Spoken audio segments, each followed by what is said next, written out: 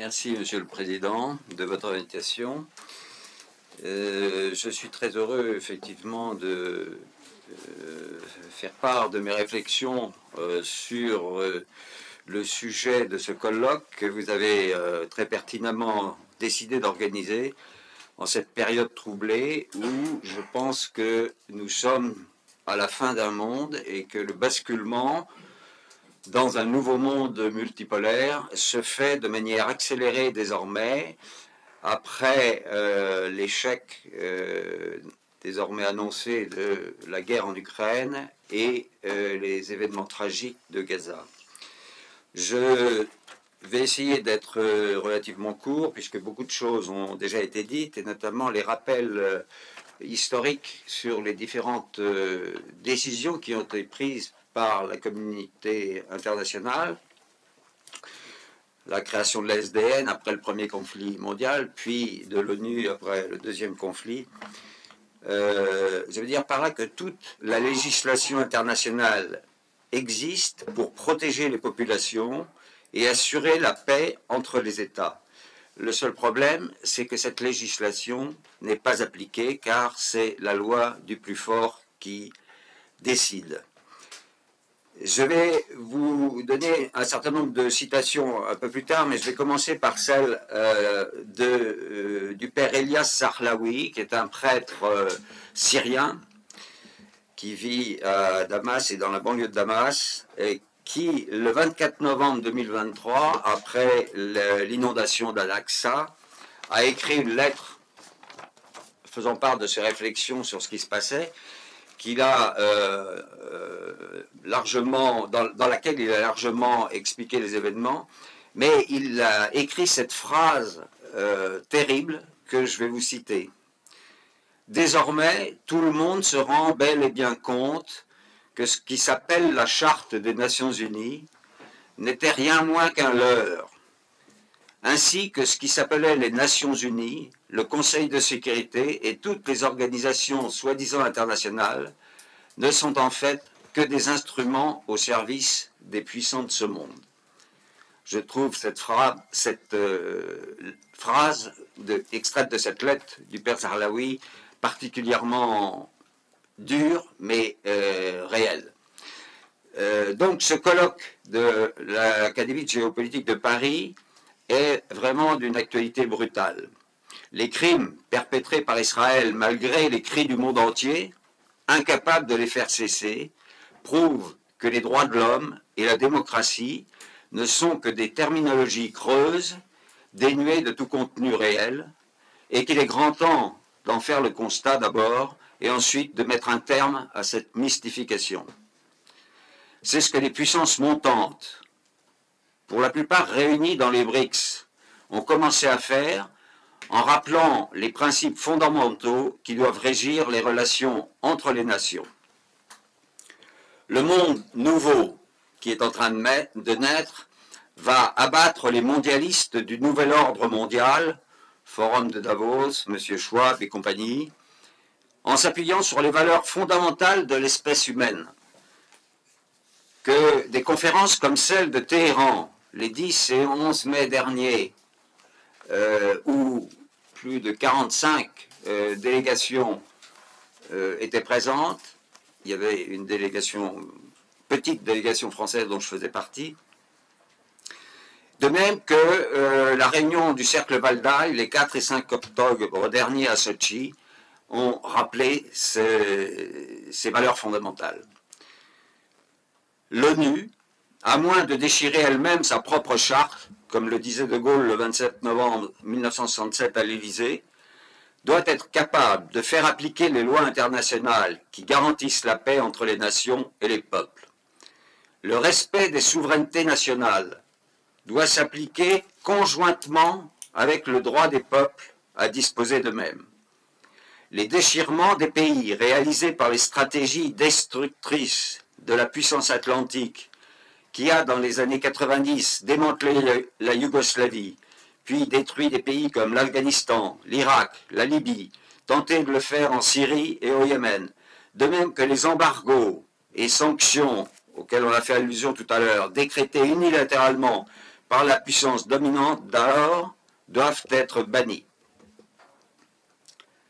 La guerre contre le terrorisme, qui a été le prétexte pour de nombreuses interventions illégales, et je remercie mon ami l'ambassadeur Rimbaud d'avoir rappelé que le terrorisme n'existe pas dans les traités officiels. Cette guerre contre le terrorisme, qui a donc permis des interventions diverses, militaires, cessera dans la nouvelle géométrie du monde, d'autant plus que cette menace barbare a été créée, financée et soutenue par les services américains et israéliens, avec le soutien des monarchies arabes de la péninsule, comme de nombreux documents en attestent maintenant et que personne ne peut le nier. L'échec actuel des outils militaires de l'Amérique pour sa domination du monde, en Ukraine comme en Palestine, annonce l'effondrement de cette puissance qui voulait régir le monde selon ses règles. Effondrement aussi du fait de dissensions, de ferments de dissensions internes qui ne cessent d'augmenter. Comme l'ancien président iranien Rouhani l'avait proposé à l'ONU en septembre 2013, en faisant adopter par l'Assemblée générale sa résolution « Un monde contre la violence et l'extrémisme », WAVE en anglais, le monde doit retrouver les valeurs fondamentales qui rassemblent l'espèce humaine dans sa diversité de races, de cultures et de religions. Avant de terminer, et ce sera en guise de conclusion, je voudrais vous citer quelques textes qui sont la plupart du temps de grandes personnalités, mais je vais commencer par celle qui me paraît la plus frappante, c'est celle de Tocqueville sur la démocratie. Je retrouve tout de suite. C'est à la fin. Voilà, dans son livre « De la démocratie en Amérique en 1835 », Tocqueville a écrit « Si, à la place de toutes les puissances diverses qui gênaient ou retardaient outre mesure l'essor de la raison individuelle, sous-entendu dans les États aristocratiques, les peuples démocratiques substituaient le pouvoir absolu d'une majorité, le mal n'aurait fait que changer de caractère. Les hommes n'auraient point trouvé le moyen de vivre indépendants, ils auraient seulement découvert, chose difficile, une nouvelle physionomie de la servitude.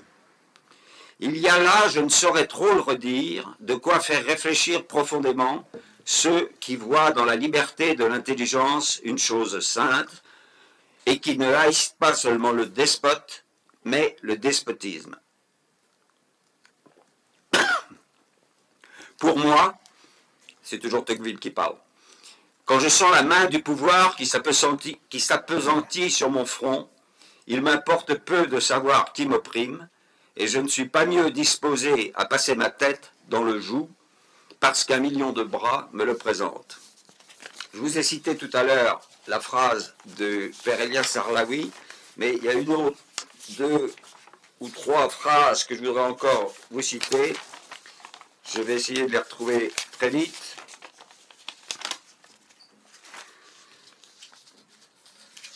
Poutine.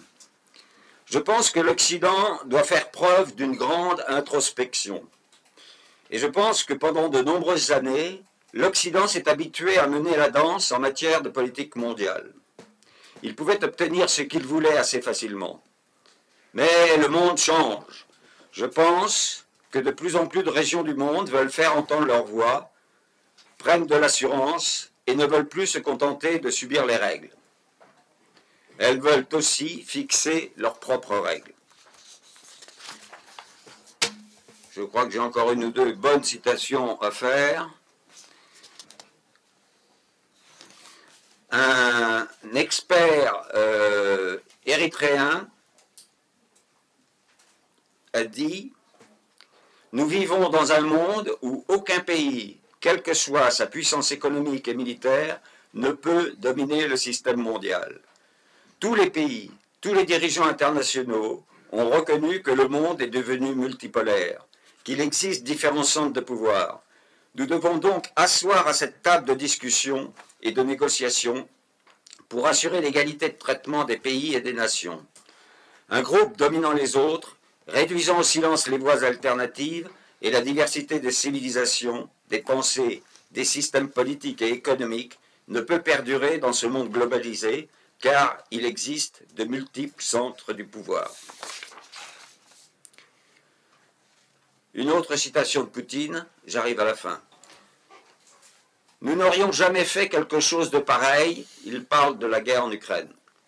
Nous n'aurions jamais fait quelque chose de pareil s'il n'avait pas commencé à détruire la Russie sur nos territoires historiques en Ukraine, à en expulser les gens et à déclarer les Russes comme une nation non autochtone. Sont-ils complètement fous? L'aviation a été utilisée et les chars ont été utilisés comme des civils, contre des civils. En fait, nous ne sommes pas intervenus au début. Nous pensions que cela se calmerait tout seul. Mais non.